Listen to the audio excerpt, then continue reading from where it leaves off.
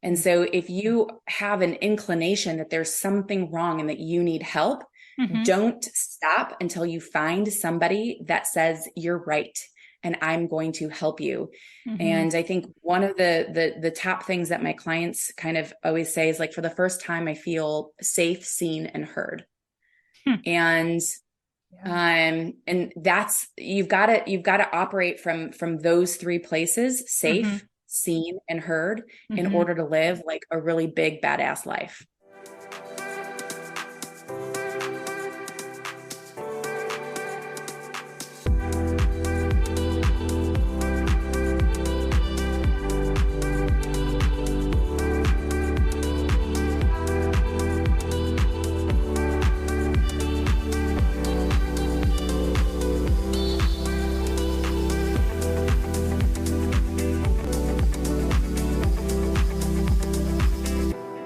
Welcome back to the Good Enough Mompreneur podcast. I'm your host, Angela Mishuli, and I have such a great guest for you today. I cannot wait to share the interview. She is a functional nutritionist, and she has been on several podcasts. She's also been featured in Forbes, Austin Fit Magazine, and Austin Business Journal. And does she have some information that can be life-changing and is going to help so many women? I know it. So let me give you a quick rundown of some of the things that we talk about in this interview. We talk about the correlation between your health and the growth of your business, because so many women just keep going, running on the hamster wheel, and don't take care of themselves and don't realize the agency that they need to take back over their health. And Maja gives us really great tips on how to do that. Maja also talks with me about how you feel really just impacts everything in your life, from, you know, how you're relating to your family and also your business, of course. She talks about the impacts of burnout, and we talk about the various types of stress. It's so interesting. Then she also gives us great advice on how to reset our health with a few non-negotiables. And one of the things that Maja is really known for is bio-individuality, in that whatever is going on with us, there's no cookie cutter answer. And she really does a lot of lab work analysis and work with her clients to find their individual solutions. So, fascinating interview today. I can't wait to share it with you. But first, I'm going to invite you to subscribe to the podcast so you don't miss another episode. And then also, if you're loving this episode, please leave us a review and then share it with anybody that you think might find it helpful.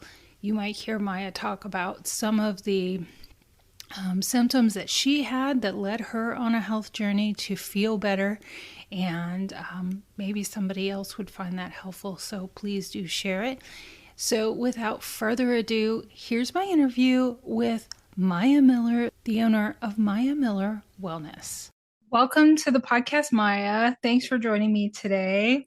Thanks for having me. Yeah, so I'm going to give you a quick intro. You're a metabolic health coach, a clinical functional nutritionist, and owner of Maja Miller Wellness. You've helped more than 1,500 high-performing women reach new heights in their businesses and their lives by helping them understand the root cause of their health symptoms through your online programs, as well as one-on-one work coaching. So welcome to the podcast. That is so much there. Can you help us understand what it is that you do and how you help women just level up? Of course. Sure. So I work with high-performing women that are entrepreneurs in their own business, or I like to call them intrapreneurs in other people's businesses. Oftentimes they're moms, they are wives, they are partners, they are sisters, they have very full, they're living a big life, and they're playing big in life. And the reality is that they've been kind of turning themselves inside out for everybody else in their lives except for them. And now they have found themselves in their 30s, 40s, and 50s with a lot of symptoms that are preventing them from living an inspired life. So a lot of my clients have tried to go to, on average, about 12 doctors. They have symptoms like brain fog, insomnia, lack of libido, digestion issues, skin issues, oftentimes anxiety, depression. I mean, you name it, their hair is falling out. You name it, they're experiencing it. And they go to their doctors, they ask the doctor to run labs. The doctors either say no, or they run the labs and say that everything is fine, everything's normal. This is just what it's like to be a woman. This is what it's like to be a mom. And the reality is that is not true, because I am both a mom and an entrepreneur, and I feel fantastic. But that wasn't always the case, right? So, so I work with these kinds of women to figure out why they feel the way that they do. So what is the root cause of their symptoms? And then I do that running clinical labs. So I'll do hair, stool, urine, samples to kind of figure out, maybe blood chemistry to kind of figure out like what's going on. And then I use those labs to create tailored bio-individual protocols to reverse all their symptoms. So that's what I do. Yeah. I think that is such important work, because often when we don't feel well, we don't know how other people feel. We kind of just accept like what our doctors tell us, like, oh, well, this is just how it is. So I love that you're giving us permission to feel better, and there's a way, and we deserve to feel better. So how did you become a health coach? What was your journey that led you to this point? I mean, I was my first client. So I was the person that was super stressed out, burned out, had just been burning the candle at both ends for many, many decades. And I found myself, my symptoms kind of presented themselves as anxiety, skin issues, irritable bowel, where literally there was a time in my life where I was like nervous to go outside, like to eat anything like away from my home, because I wasn't sure what was going to happen as far as, going to the bathroom. And I worked with lots of doctors, and it was, here's the Xanax for the anxiety, and here's the, Wellbutrin, I think it was, for depression, and here's another pill for the IBS. And that would have been great if it had actually worked, if it actually made me feel better, but it didn't. And so I worked with a functional nutritionist, and we ran some labs, and it turned out that I had severe micronutrient deficiencies. I was in the 99th percentile for mercury poisoning and toxicity. What? So, I mean, essentially this nutritionist said that I had levels of mercury that were so high that she couldn't believe that I wasn't hospitalized. How did that happen? Do you know how that happened? I do. It's in our water. It's in the food that we eat. It's in this, it's in, it's in our environment. I was eating sushi 3, 4, 5 times a week. I thought sushi was healthy. And it's fine if I was eating tuna and salmon, and these fish are at the top of the food chain when it comes to seafood. And mercury is a little bit like sex. So it's like you have a little fish that's eaten by a bigger fish, that's eaten by a bigger fish, that's eaten by a bigger fish. And each of those fish, it has mercury in its body. So by the time that you get to a tuna, that's like at the top of the seafood chain, you've eaten, it's kind of like sleeping with somebody, you slept with all the people that those people have slept with, and all the people that those people have slept with, and all the people that those people have slept with. It's very similar. I mean, same, but different. And so, yeah, and also I found out that I have an MTHFR gene mutation, which means I don't detox as well as other people. And about 40 to 60% of the estimates are that 40 to 60% of all women have this gene mutation.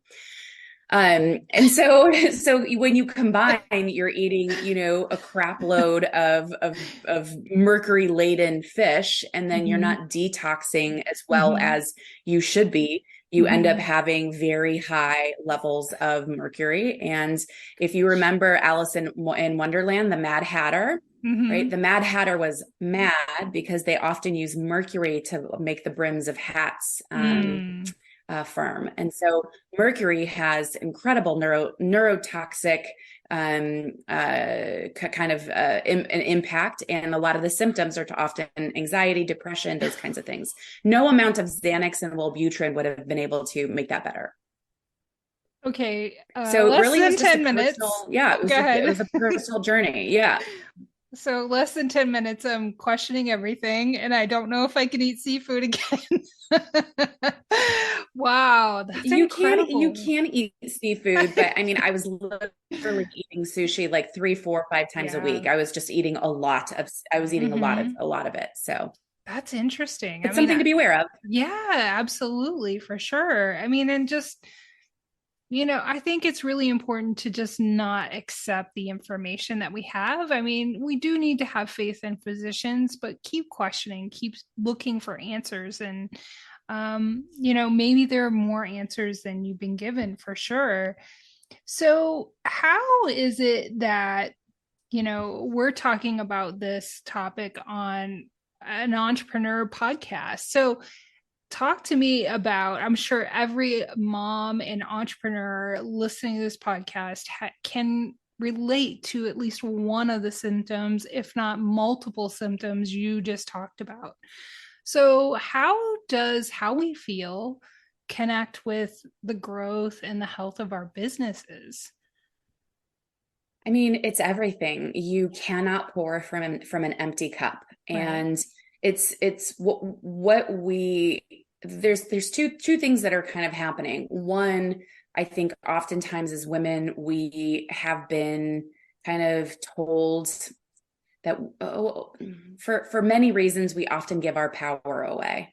We give our Mm-hmm. power away to our doctors, lawyers, like we've just been, it's just kind of a baseline of like Mm-hmm. being a woman. Oftentimes we're constantly trusting other people, right? We're listening Mm-hmm. to our pediatrician instead of listening to our motherly instincts about what is right for our children. Mm-hmm. We are listening, there's and I'm sure that a lot of the moms can relate to like, man, my pediatrician said this and it turns out it was that, right? Mm-hmm. And so I think there's kind of that's happening where we're giving our power away so much, and we're not listening to our intuition, because oftentimes we know that there is something that's kind of going wrong. We Mm-hmm. have like a sneaky, it's a voice that whispers, Mm-hmm. and we often fill our lives with so many things that Mm-hmm. we cannot hear above the noise of just Mm-hmm. our day-to-day life. And how you feel in your own body impacts literally everything. I know that when I don't feel good in my own body, I don't have Mm-hmm. a lot of energy to invest in my clients. When I don't feel good in my own body, I don't want to have sex with my partner. Right. When I don't feel good in my own body, you just don't have the energy. And I think it all comes down to like, we're given this like one body that we Mm-hmm. sail through life on, and you're not going to get very far if the hull of your ship is rusted and there's no motor and no sails, and Mm-hmm. and so I think it's really important to understand that we always have to put our own air masks on first, right? It's the instructions that are given to us on an airplane. We are worthless when we do not feel good in our own bodies. And Mm-hmm. what I find with my clientele is that they've been kind of turning themselves inside out for everybody in their lives and Mm-hmm. putting all of those people first. And now they are literally running on fumes and don't have the energy or the answers for like how to reverse course. Totally. And, we so often put ourselves last, not even somewhere in the middle. Right. It's the last thing. And, you and I talked before we recorded about this masculine approach to business that women often think they have to have. And I'd love to hear your thoughts about how that's connected to how we're burning ourselves out. So, what is it that we're doing to burn ourselves out in particular? And then what are some of the signs and symptoms? Because like I said, I know even for myself, I've just accepted or not thought that it was possible to feel better sometimes. So what are your thoughts about that? So let's just like talk about burnout in general. Like, what does Yeah. that actually, like, what does that actually mean? Right. And Mm-hmm. so, when I talk about burnout, I'm usually referencing something called HPA axis dysfunction. So HPA stands for hypothalamus and the pituitary, which are both in the brain. And then the A stands for your adrenals. So your Mm-hmm. hypothalamus signals to your pituitary signals to your adrenals, and Mm-hmm. your adrenals turn on anytime that you are under stress. Now, Mm. stress is a really interesting word, right? Right. Because I think that we have a very, very limited understanding of like what stress actually is. Mm-hmm. And I there are three kind of general categories of stress. And I Mm-hmm. think the one that we're very used to, Mm-hmm. is kind of emotional stress, right? Mm-hmm. So Yeah. my partner was a jerk. I Mm-hmm. had a stressful day at work, right? I got Mm-hmm. laid off. So we're talking about fear, worry, anxiety, issues with relationships, lack of purpose, existential Mm-hmm. angst, like why am I here on earth? Mm-hmm. Negative perceptions, bad attitudes. That's kind of in that bucket of emotional stress. But Mm-hmm. there are two other kinds of stress. There are Mm. physical stressors. So these are traumas, capital T, sexual assault, car accidents, micro traumas, relationship traumas. I kind of put that into like a micro trauma.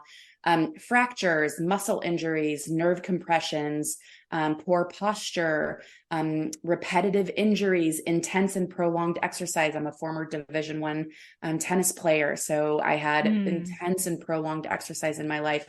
So those are physical stressors. Mm-hmm. Now, this third category is absolutely massive, and they're called biochemical or chemical stressors. Mm. Inflammatory foods. Mm. So these are foods that are causing an immune response in your body. Mm-hmm. Additives in foods, pesticides and GMOs. Mm-hmm. The CDC just did a report that I believe it's 87% of all children have glyphosate levels that are just like off the charts. 87%, I'm going to repeat that, of our children in this country have Yeah. off the chart glyphosate levels, which the World Health Organization has classified as a carcinogen. Okay. So our children are literally being poisoned in this country. And then you've got things like alcohol, chemical Mm-hmm. stressor, caffeine, sugar, drugs, over-the-counter drugs, antibiotics. Mm-hmm. Poor sleep is a chemical stressor. Mm. Any over-the-counter meds. I mean, now this is a massive, massive, category. So Mm. we now have this expanded definition of like what the heck is a stressor, right? Mm-hmm. We're all experiencing stressors in each of these categories, probably on a daily, for Mm-hmm. sure on a daily basis. Well, the impact of all of those stressors on the body is exactly the same. I'm simplifying things here, but essentially Mm. your adrenals produce cortisol. And Mm-hmm. cortisol is what, in the short term, is helps you get blood to your big muscle movers, your respiration increases. You're literally preparing your body for fight or flight. And Mm-hmm. so this is your sympathetic nervous system. Mm-hmm. And um, today in our very, very, kind of modern world, Mm-hmm. the number of stressors that we just talked about those three categories, they're off the charts. We're constantly stressed out.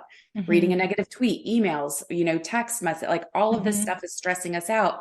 And cortisol makes you feel good in the moment. You hear those stories Mm-hmm. of like moms lifting up a car to save their child stuck Mm-hmm. underneath. Okay. Cortisol does amazing things for you. But the reality is it's a catabolic hormone. It Mm. breaks you down at a cellular level. So if you now have acute, prolonged stress for Mm-hmm. a really long period of time, you now kind of have a lot of these different symptoms. And depending on where you're at, there's kind of different stages of HPA axis dysfunction. We can talk about that in a little bit, but depending on where you're at in those stages, you're going to have very different symptoms. In early stage, you might not be able to sleep, right? In the middle stage, you can fall asleep, but you can't stay asleep. In the late stage, you may have slept all night, but you feel like, a Mack truck hit you and you slept like as if you slept no time, right?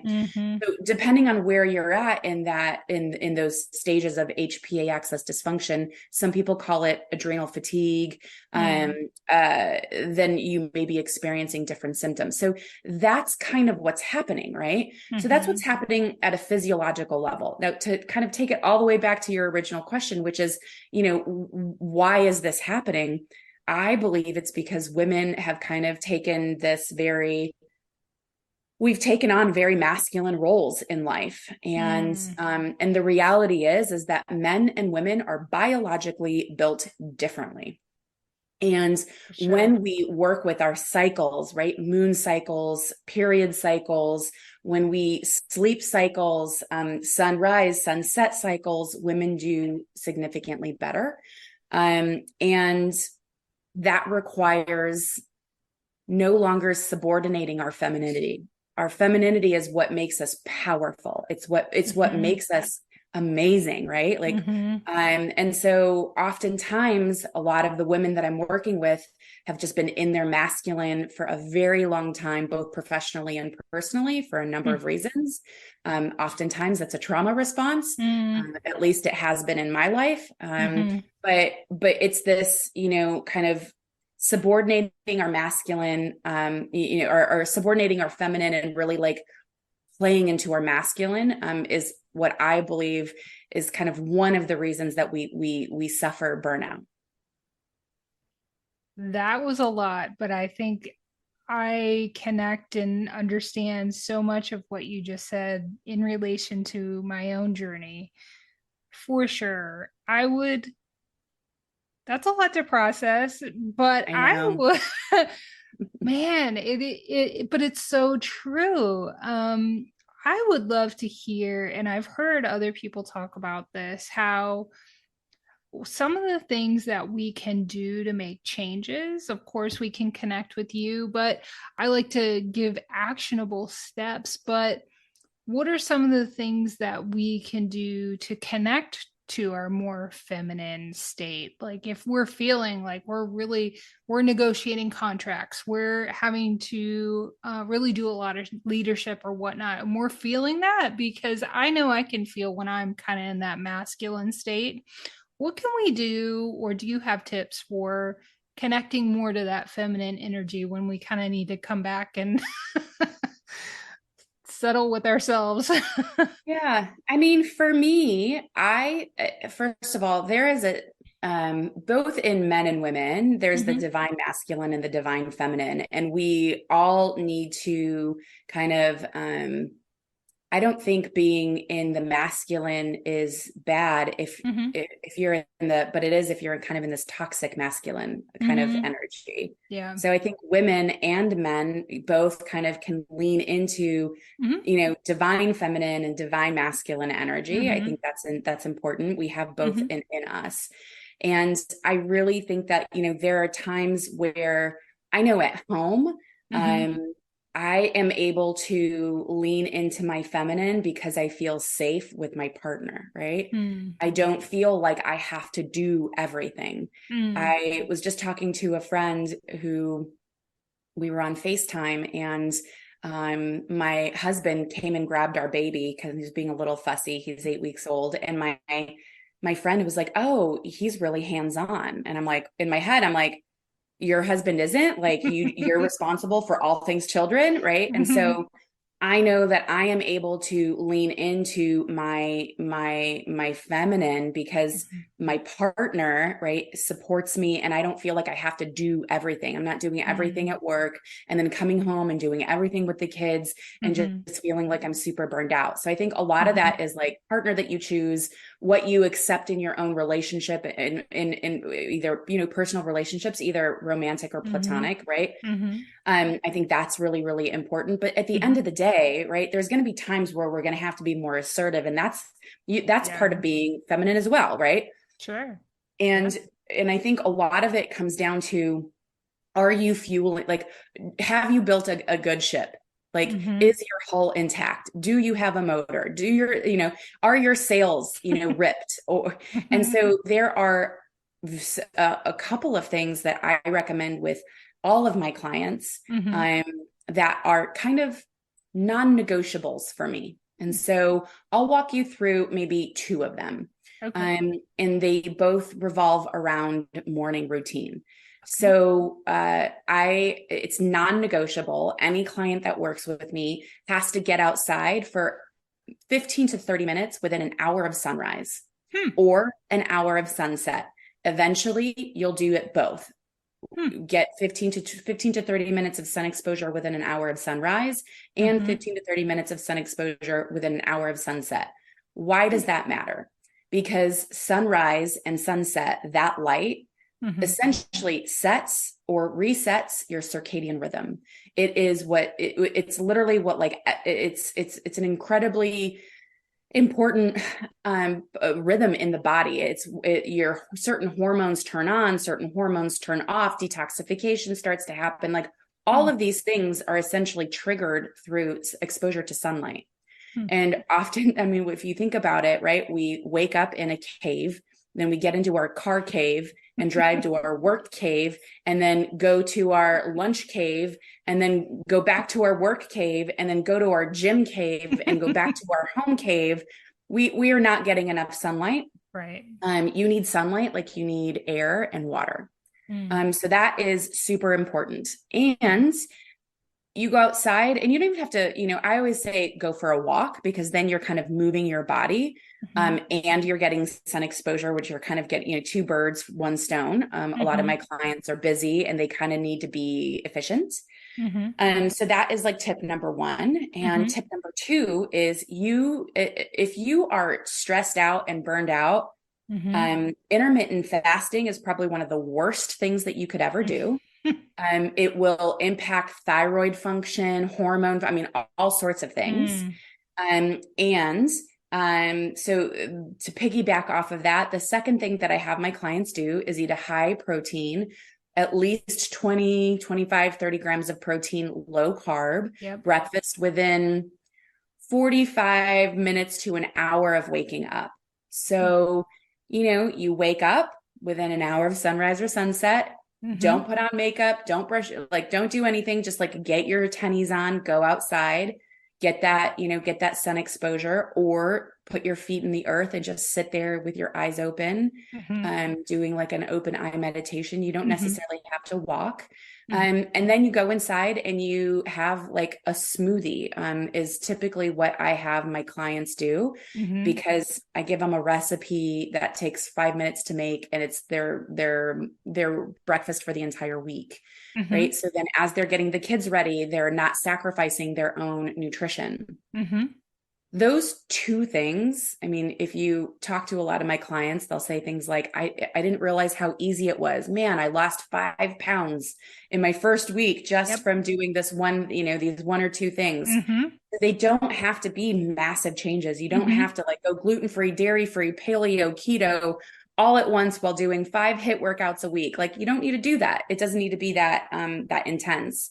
So those are two things that I always recommend, that, you know, two very small actions that you can take in order to kind of make sure that the ship is in kind of tip-top shape. Yep. And it's so funny you say that, because about 2 weeks ago, I started making a high protein shake for breakfast. Life-changing. I'm like, where has this been my whole life? That's literally what my clients say. They're like, this is life-changing. I mean, it has changed my life. I'm not even doing any of my fancy stuff yet. Like, that's just basic. Those are some things that I do while I'm waiting on labs to come in. You know, so it's kind of like the low-hanging fruit, the base of the pyramid. We build everything on top of that. Absolutely. 100% can attest to the power of just doing that alone. And I do go for walks and do all that stuff. It's so important. So, how I know you talk a lot about adrenal fatigue, and I'm really interested in that because at one point in my health journey, it was thought that I had that. And, and I think a lot of people don't understand like how their gut and symptoms are trying to tell them something that they shouldn't ignore. So, can you talk about how that is all related and like what are the signs that we need to look for when we should stop ignoring? Yeah, I mean, so when we talk about adrenal fatigue, Yeah. a practitioner will call it again HPA axis dysfunction, right? But Mm-hmm. we can call it adrenal fatigue for now, or burnout, or whatever. There are, again, it's your autonomic nervous system Mm-hmm. is the system that we're playing with, and Mm-hmm. on one side is fight or flight. Mm-hmm. And that is your sympathetic nervous system. Anytime you experience one of those stressors that we talked about earlier, Mm-hmm. your adrenals kick in, Mm-hmm. cortisol is surges, and and and when that happens, Mm-hmm. your body essentially is going to subordinate, right? Mm-hmm. Or anything that's not necessary for immediate survival, right? Mm-hmm. So when you are in fight or flight, your Mm-hmm. heart rate goes up, your blood Yeah. pressure goes up, breathing Mm-hmm. rate goes up. My big blood, blood flow to big muscle movers, you have more energy, you have more strength. It's all about short-term survival. Mm-hmm. But there's always two sides to every coin, correct? Mm-hmm. Mm-hmm. So if those things are enhanced, what is suppressed? Mm-hmm. Well, anything that is required for long-term survival. Mm-hmm. Well, digestion required for long-term survival. Okay. Immune system Mm-hmm. response, making sure you're fighting off cancer cells in your Mm-hmm. body, right? That is suppressed because you need that for long-term survival. I mean, fertility is an issue, right? Mm-hmm. I mean, reproduction goes down, right? Because it's necessary for long-term survival. Growth hormone production, Mm-hmm. that's suppressed. Tissue repair, right? Repairing the body, that Mm-hmm. is suppressed. And it makes sense, right? We don't need any of those things. Like, it doesn't matter if we're able to reproduce if the saber-toothed tiger is about to eat us. Well, our version, unfortunately, of it's not a saber-toothed tiger anymore, right? Yeah. Mm-hmm. That's the stressor. It's our modern day-to-day lives. Right. So that is kind of what's happening. We're making Mm-hmm. trade-offs. So Mm-hmm. anytime that we are stressed out, right, those Mm-hmm. three buckets, chemical, physical, emotional stressors, Mm-hmm. cortisol turns on, we Mm-hmm. prioritize fight or flight, we prioritize short-term survival, long-term survival is deprioritized. Mm-hmm. And if you look at all of like the main diseases that are out there, Yeah. right, you can Mm-hmm. say like tissue repair, growth, I mean, reproduction, immune system, I Mm-hmm. mean, all of these things are impacted, right? And Mm-hmm. so that is essentially kind of what's happening. So your adrenals, they're these two little lumps of tissue. You have two of them. They're Mm-hmm. about the size of a sugar cube. Mm-hmm. They one each sits on top of each of your kidneys. So, Mm-hmm. hopefully you have both of your kidneys. Mm-hmm. You have two adrenals. And they are tiny, but man, are they mighty. They control hormone regulation, your electrolyte balance, your flight or flight response, sleep and wake cycles, blood Mm-hmm. sugar regulation, body weight, right? So I call it the adrenal fat switch. All of these things are impacted, are impacted by your adrenals. And there's, you ask like, what are some of the symptoms, right? Mm-hmm. And Mm-hmm. so there's essentially four stages of, there's three stages of dysfunction, of HPA axis dysfunction. Mm-hmm. There's four stages total. So Mm-hmm. the first stage, it's homeostasis. You're thriving. You're Mm-hmm. loving life, you're sleeping, right? You're Mm-hmm. burning fat, you're able to balance your blood sugar, right? You have very few symptoms. You feel really great. Mm-hmm. And then the first kind of stage of HPA axis dysfunction is it's this stressed stage. And the stressed stage is where you are experiencing acute stress. Mm-hmm. Now, with a normal response, you have some stress, right?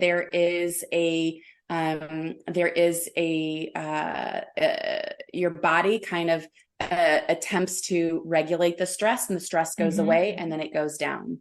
Mm-hmm. But when you get into this stage of prolonged acute stress, it's Mm-hmm. like stressor cortisol, stressor cortisol, stressor cortisol. And it's in this stage that you Mm-hmm. oftentimes feel the best, because Mm. cortisol kind of makes us feel good, right? Yeah. We feel powerful. We feel like we're just like, just firing on all cylinders. But this is where all of the damage is happening, because that's Mm. where all of the cortisol, which remember is catabolic, Mm-hmm. is surging through your body, and it's breaking you down at a cellular level. If the stress continues, Mm-hmm. your body's attempt at like adaptation Mm-hmm. starts to decline. You are unable to kind of handle the stress anymore. Mm-hmm. And now you are in this tired and wired phase, right? Mm. So there's been so much time and energy that's put into resisting the negative effects of cortisol that our body is able to it's not as able to maintain health. Okay. Mm-hmm. So when you are, stressed, you may Mm-hmm. feel edgy. Other people may seem kind of like that they're too slow. You may have a hard time falling asleep at night, right? Your head is just going, going, Mm. going, going, Mm-hmm. going. Mental function might be kind of fast and a little scattered. Mm-hmm. But when you move into this tired and wired phase, Mm-hmm. you may be feeling overwhelmed, where you're like, whoa. Mm-hmm. Other people will seem kind of incompetent almost, like, and maybe you're able to fall asleep, but you're waking up, between 2 and 4 o'clock in the morning. Mm-hmm. And your mental function might be a little erratic. So Mm-hmm. that's kind of tired and wired. Now, again, if that acute prolonged stress continues, Mm-hmm. now you are in this final stage of HPA axis dysfunction. I call it crashed. And you are absolutely exhausted. Everybody seems super demanding. Your kids are demanding, your husband's demanding, your partner, your clients, everybody's demanding. Mm-hmm. You maybe are sleeping massive quantities, 10, 11, 12 hours at night, but you wake up and you feel as if you've Mm-hmm. slept like not even a wink. Mm-hmm. And, your mental function, you're like really unable to generate ideas. So you Mm-hmm. can kind of see that this progression, right, of HPA axis dysfunction gets progressively worse. And you can't heal in the same environment in which you got sick. And so reversing all of those symptoms means that we have to look at your environment and make some big changes. For sure. And what's so scary is, from what I understand, we become addicted to that cortisol, right? Yes. Yes. So, we've all had the friend that just like is constantly in just like awful relationships, right? Mm-hmm. Abusive, awful, narcissistic, Mm-hmm. um, just awful relationships. And Mm-hmm. from the outside looking in, we're like, man, why? She's like trading in like one dusty old, dude for another, right? Like, Mm-hmm. what is her problem? And you can't understand it. But what you don't understand is that your brain is actually like your body is wired to crave it. Hmm. And so what ends up happening is that we subconsciously Mm-hmm. look for relationships and environments that will give us a hit. Mm-hmm.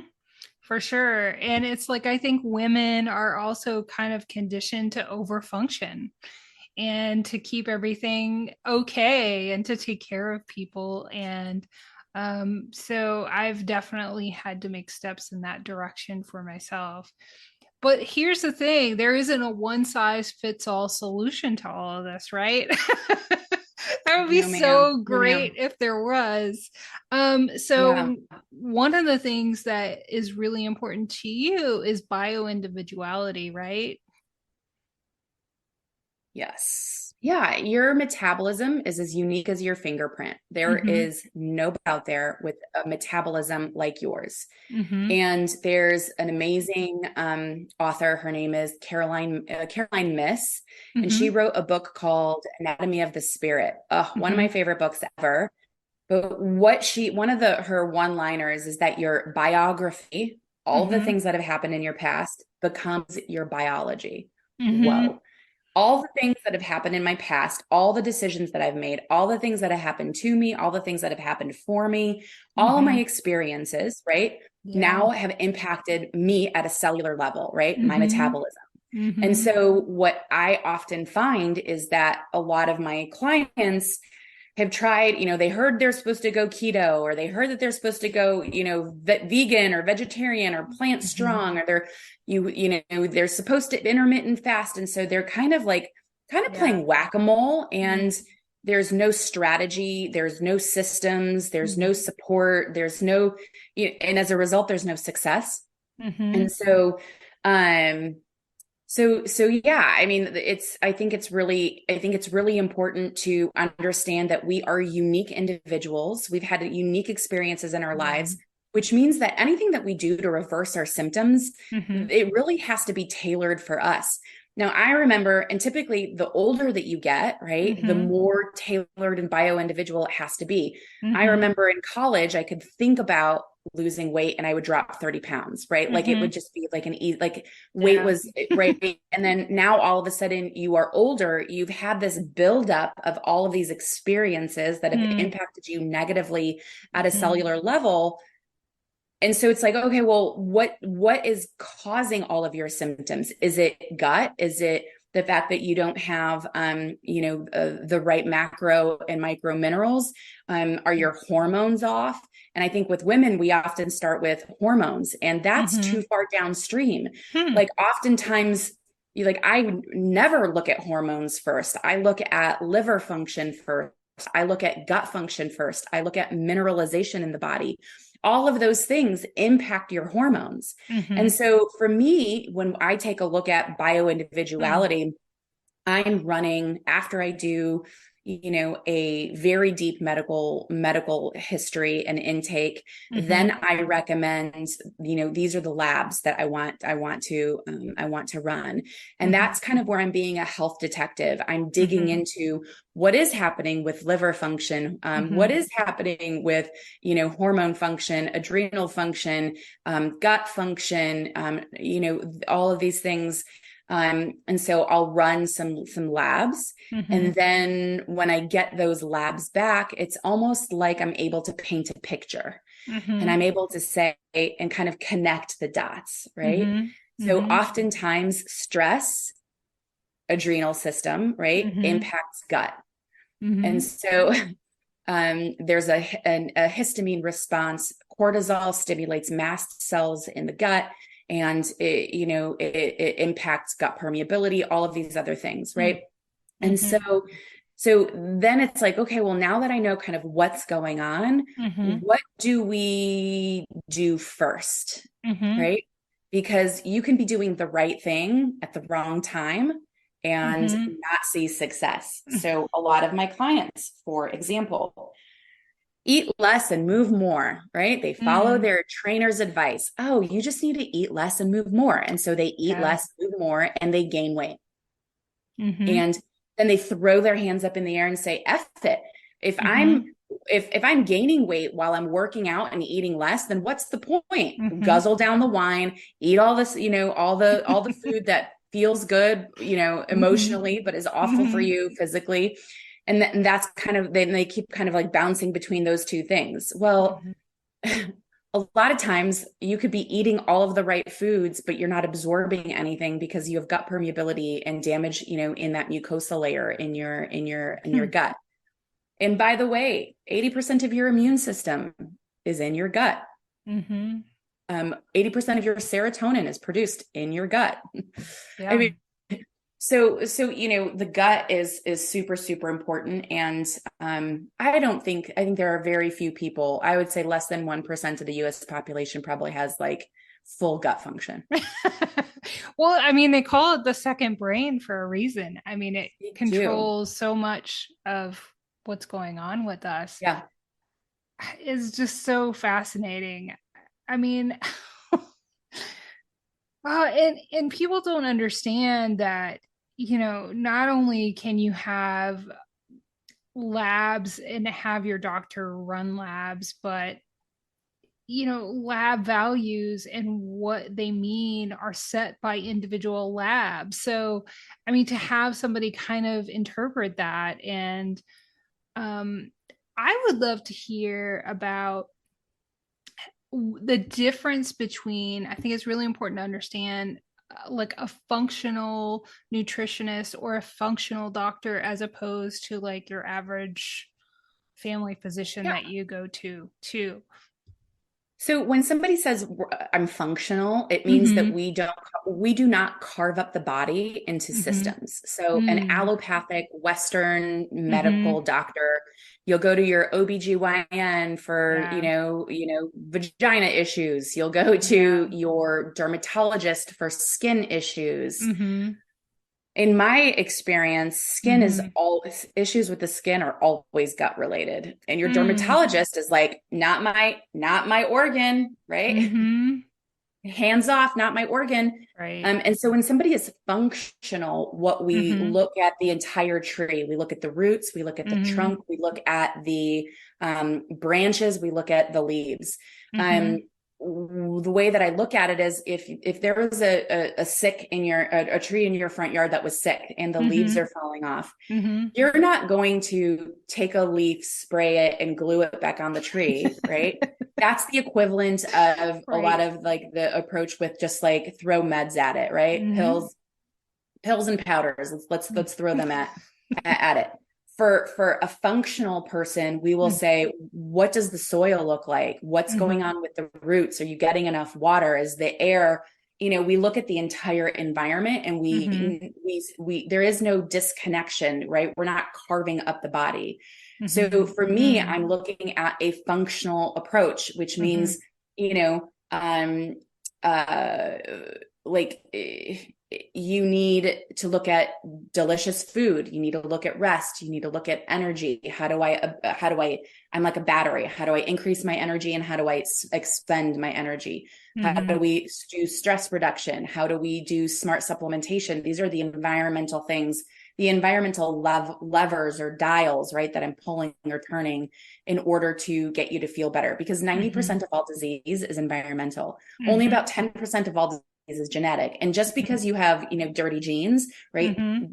Genes load the bullet into the gun, but your Mm-hmm. environment pulls the trigger. And Mm-hmm. so I think it's really important to understand that if we can change, if your environment makes you sick, your environment can also heal you if you change it. And so for me, as a functional diagnostic nutrition professional, I'm Mm-hmm. looking at the entire body. I'm looking at Mm-hmm.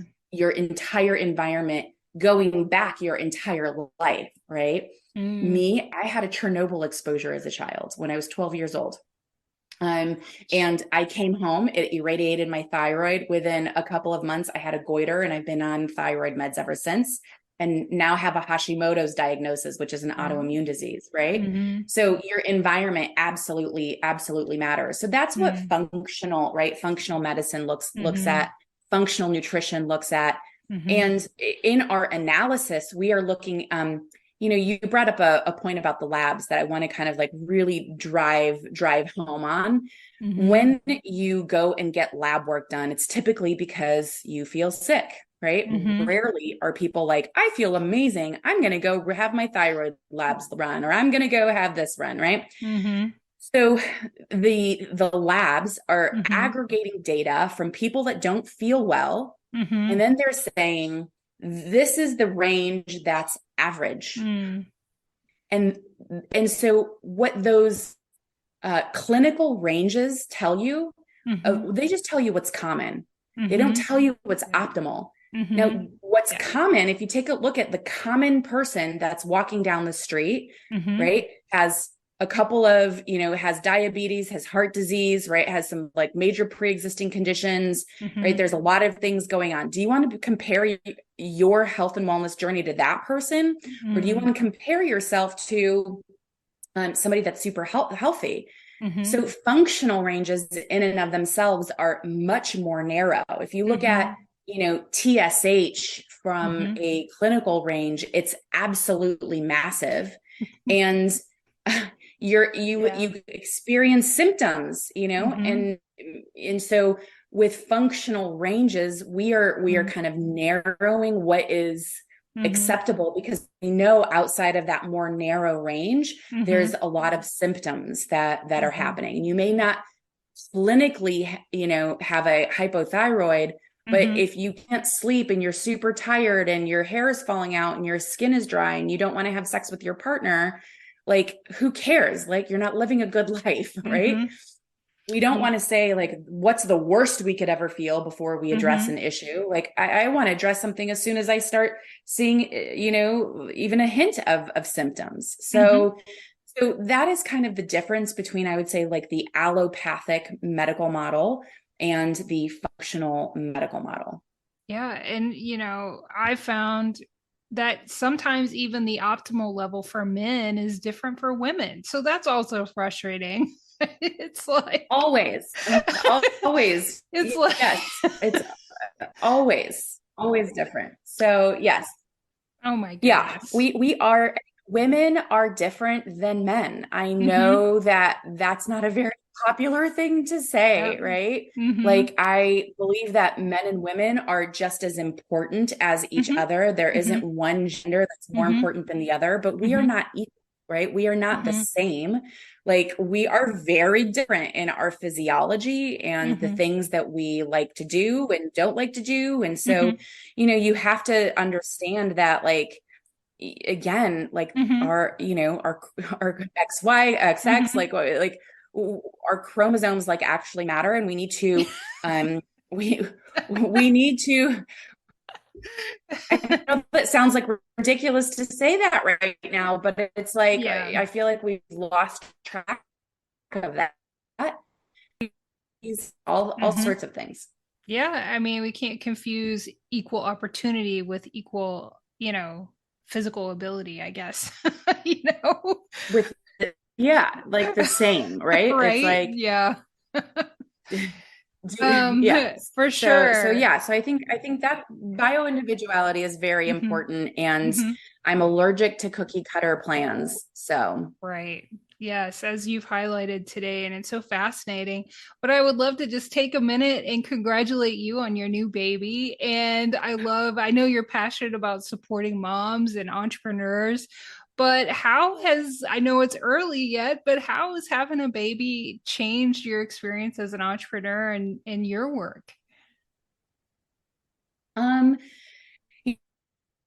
If I didn't believe in the power of functional nutrition before I had my baby, I sure as heck believe in it now. And I am 44 years old. I'm about to be 45 in July, so I'm not a young mom. And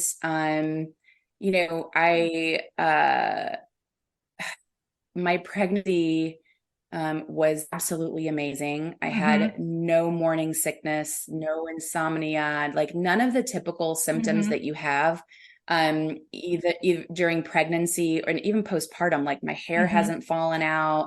I've had zero postpartum depression. My skin is amazing. I'm producing a ton of milk. My baby is sleeping. I have an 8-week-old, and he is sleeping from usually 10:30, 11 o'clock to like 4:35 a.m. in the morning. Wow. All of these things are happening because I spent 3 years leading up to that, balancing minerals, looking at hormones, looking at gut function, and fixing some things that had gotten kind of off track for me. And so I just want to scream from the rooftops that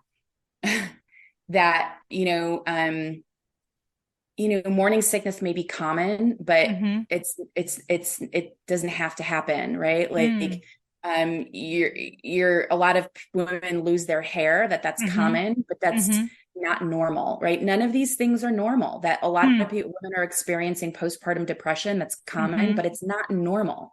And we need to normalize not accepting these things in our lives and in our bodies. And pregnancy is the single most physically demanding thing your body will ever do. And about half of like what is in your body gets kind of like downloaded into your baby. Like pregnancy is a detoxification event for women. And you have to really think about, right? Like, why is it that every kid has an allergy? The CDC just came out with new numbers. 1 in 37 children are diagnosed on spectrum now. It's unbelievable. Yeah. 1 in 37. That's if they're boys, because it's way more difficult to have girls diagnosed. I will just say that. But because all of the information out there has been so male dominated. It's so hard. Yes. So we have to think about, okay, well, what does the body look like, right? If you look at the gas tank, right? Are you running on empty and then getting pregnant and then wondering why you have postpartum depression and all of these other like symptoms, and you can't lose the weight and you're not producing milk and you've got anxiety and depression and like all of these things? Well, if you're going into the most difficult thing your body will ever do physically, right? As a female, completely depleted with very little vital reserve, not only are you going to be impacted by that, but your baby's going to be impacted by that. And so, for me, you know, I got pregnant, I suffered a miscarriage, and I realized like, oh, my body's not ready to hold on to pregnancy right now. And it made me ask the questions, why? And that's where like I dug in. And so my husband always says, you need to stop telling people that your pregnancy was so easy because you worked for 2-3 years to make it that easy. You know, it's kind of like pick your hard, choose your hard, right? For sure. So those are just some of the things that, you know, that I did in order to make sure that, you know, that I'm healthy, my baby's healthy, and that I'm experiencing postpartum in like a really lovely way where I feel like, I almost feel like I'm like high on drugs, where I'm like, I feel so amazing. And I'm 8 weeks in. And you look amazing. I'm supposed to be feeling the worst ever, right? I almost feel guilty telling people about it because it's so unlike their experience. But I really want to let women know that this is possible, right? It's possible to feel amazing in your own body before, during, and after pregnancy. And as far as how it's impacted my work, you know, I am choosing to go slow.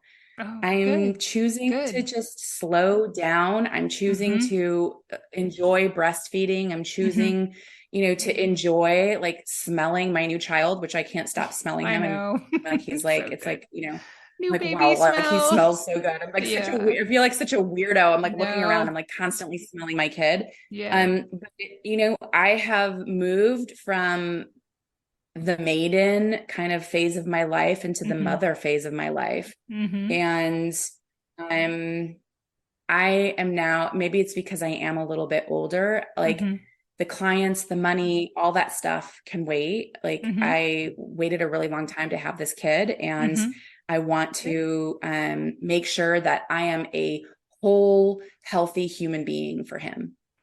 I love it.